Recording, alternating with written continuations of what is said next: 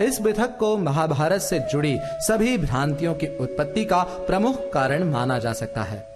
आधुनिक भारतीय समाज में पूरी तरह से अपनी काया विस्तार कर चुके इस मिथक के अनुसार महाभारत की पुस्तक को घर में रखने अथवा पढ़ने से परिवार के सदस्यों के बीच आपसी मनमुटाव तथा कलह की परिस्थितियां उत्पन्न होती हैं।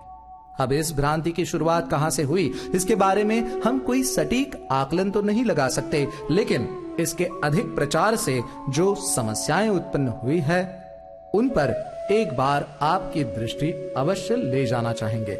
सबसे पहले तो इस मिथक के कारण महाभारत पुस्तक की खरीदारी में भी भारी गिरावट देखने को मिलती है। भला कौन चाहेगा कि उसके घर में अशांति का वातावरण बने? इसीलिए ना तो लोग महाभारत खरीदते हैं और ना ही उसे पढ़ते हैं।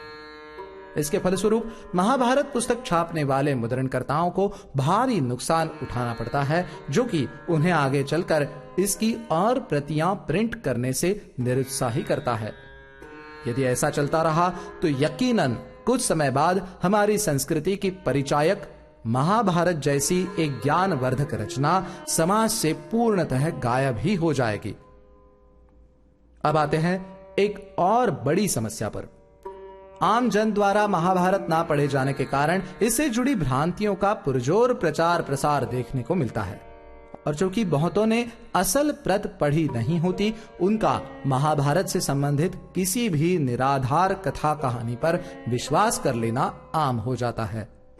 कई लोगों के अनुसार चूंकि महाभारत की कहानी भाई से भाई की शत्रुता की कहानी है, जिसके चलते एक पूरे वंश का अंत हो जाता है, इसे पढ़ना अनुचित है। उन्हें ऐसा लगता है कि महाभारत को पढ़ने से उनके घरों में भी कहीं ऐसी परिस्थितियां ना उत्पन्न हो जाए। अब ऐसी कल्पना करना हास्यास्पद ही लगता है, क्योंकि संसार में करोड़ों पुस्तकें हैं जिनमें कहीं ना कहीं किसी ना किसी किरदार के साथ कुछ ना कुछ बुरा अवश्य ही होता है। तो उसका मतलब ये तो नहीं लगाया जा सकता कि उसे पढ़ने वालों को भी पुस्तक में वर्णित पात्रों के परिणाम ही भुगतने पड़ेंगे।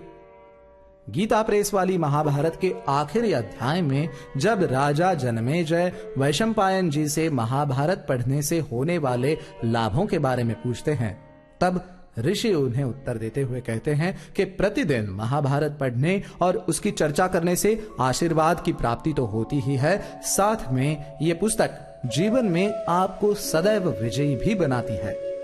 महाभारत ज्ञान और तथ्यों का एक ऐसा सागर है जिसकी पढ़ाई हर किसी को जीवन में एक बार तो अवश्य ही करनी चाहिए। आशा करते हैं कि कभी ऐसा भी दिन आए जब किसी को भी महाभारत से संबंधित मिथ बस्टर्स बनाने की आवश्यकता ना पड़े, क्योंकि जिस दिन सभी महाभारत पढ़ेंगे उस दिन वो स्वयं इन भ्रांतियों का खंडन अपने तथ्यों के माध्यम से कर पाएंगे। तब तक सूत्रधार के साथ जुड़े रहें।